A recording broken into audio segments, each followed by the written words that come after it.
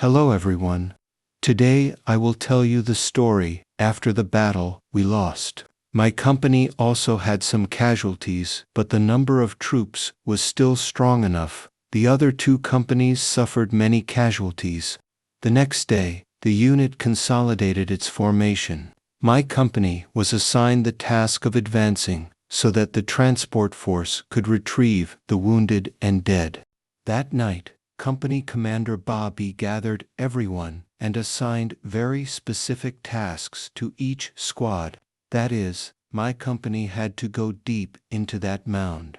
I remember going through that mound, and going up there was a border post right next to the Vietnamese border guard force that was occupied by the PolPot army. That position was flat and dry land, while the position we were stationed at was a flooded field. Our task was to go deep into the area to create a safe corridor if the PolPot army attacked. We would be the ones to block the way so that the battalion's transport unit could go up and retrieve the bodies of the dead. The equipment we brought was also light. I brought an AK comrade, Nam, brought an AT comrade, Neen was wounded but still able to participate. The three of us brought 3 AKs. I carried 4 US grenades. Comrade Neen brought a lot of grenades. To approach, we had to go at night, around 2 a.m. That means when we reached it, it was morning. Comrade Bobby and Comrade Fong told us to bring dry food if it was too difficult to go up there. We still had food to use. Then we withdrew in the evening. At around 2 a.m., my company started to go deeper. As for the work of the battalion behind, we did not know how to arrange transportation to bring the wounded and dead back. Company Commander Fong gave us very specific instructions. Honestly speaking, having a company commander like Fong made us feel very secure. He outlined the situations and how to handle them in great detail. I, Comrade Nam, Comrade Neen, were still a group that crept up. The brothers just kept waiting in the water, walking underwater, taking advantage of the water fern clumps to avoid being discovered by the enemy. While walking, Comrade Neen suddenly whispered to me, "Cam, come over here with me." Then I went over and asked what was wrong. Comrade Nam said that I had caught a dead body, not knowing whether it was our soldier or the enemy. I was also scared, but Comrade Nam said that you and I would pull into the rice field bank, so that if it was our soldier, the brothers would transport it up tomorrow and bring it back. Otherwise, if it sank under the water, they wouldn't see it. Then the two of us pulled up to the rice field bank and continued to creep up. My company continued like that, going up close to the place. We arranged ourselves in a horizontal formation and approached that mound safely. On the mound, there was about a platoon of PolPot soldiers with a 12.8 mm heavy machine gun. About 20 comrades were arranged on the edge of the mound, surrounded by reeds and water fern as cover.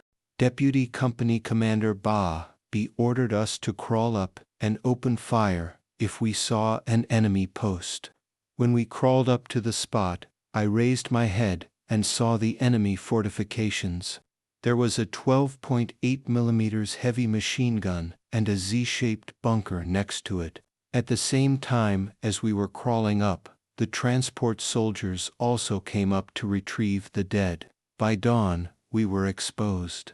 Then the PolPot troops raised their 12.7 mm heavy machine guns and swept them, bullets flying right over our heads. Comrade B said there were only 2 bunkers here, a Z-shaped bunker and a 12.7 mm bunker, and we should go up and occupy that post. We crawled up and discovered the Z-shaped bunker, in which there were 2 AK shooters and a signalman.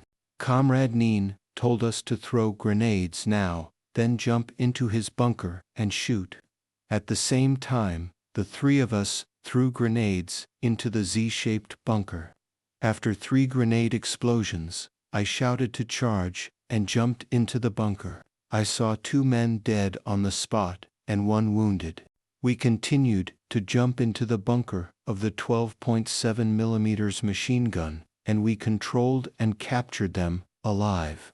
When we controlled the 12.7mm machine gun, there was a story that I probably would never dare to tell in my entire life, but today, the story has been more than 40 years in the past.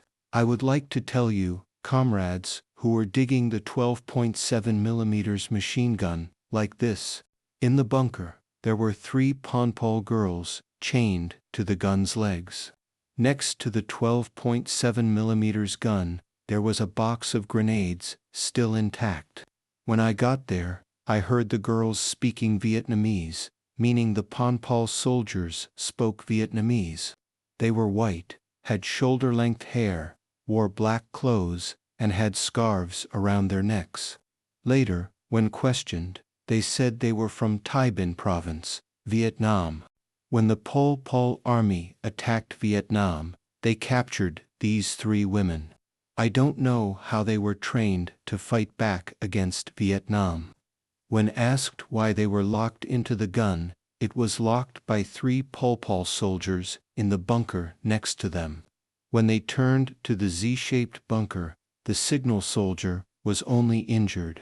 When they were brought back to investigate, they said they were the one who adjusted the mortar's range. The story of us fighting to mobilize and create a safe corridor for the transport brothers to do the martyrs' work was seen and felt. The 5th story I shared with you. I will stop here and continue to tell the stories when fighting with the PolPot army in Cambodia. Thank you for listening.